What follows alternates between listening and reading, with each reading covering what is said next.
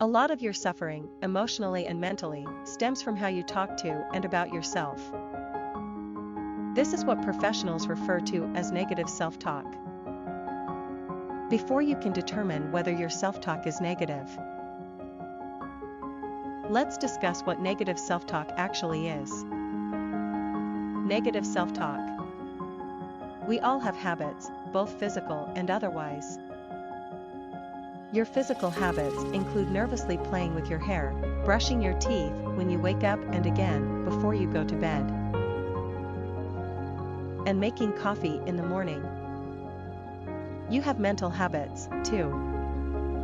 Your mental habits include the way you speak to and about yourself.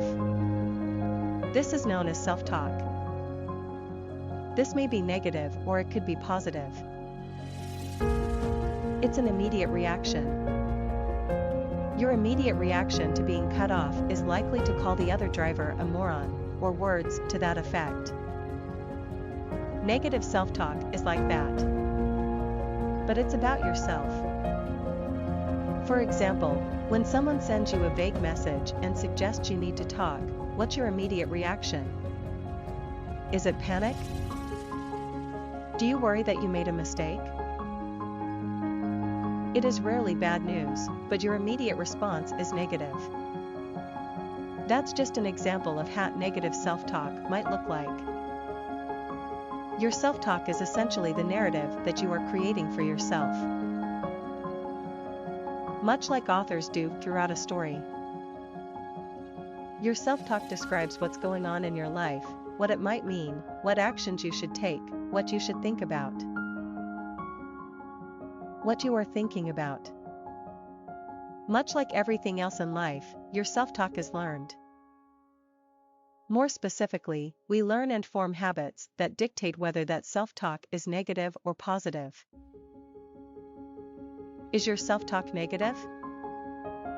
How can you tell whether your self-talk is negative or not?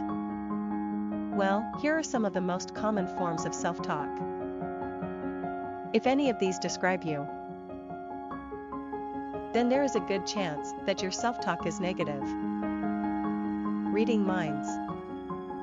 This assumption that you understand what others think, despite possessing no evidence of it. We imagine inaccurately that we know what is going on in the heads of others. This tends to be negative. We tend to imagine that people are judging us. You are presenting, and you decide your boss looks bored. Your partner didn't greet you warmly when you arrived home, so they must be mad at you. It's rarely based in reality. Minimization. Minimization is when you dismiss your positive qualities, trait, and strengths. This traps you in a cycle where you feel inferior. Emotional reasoning. Do you make decisions based on your feelings? It shouldn't serve as evidence in how you proceed. Black and white. Life is filled with nuance. If you can't think in shades of gray, then you're setting yourself up for disappointment. Overgeneralizing. Here's a negative event. It's likely going to keep happening.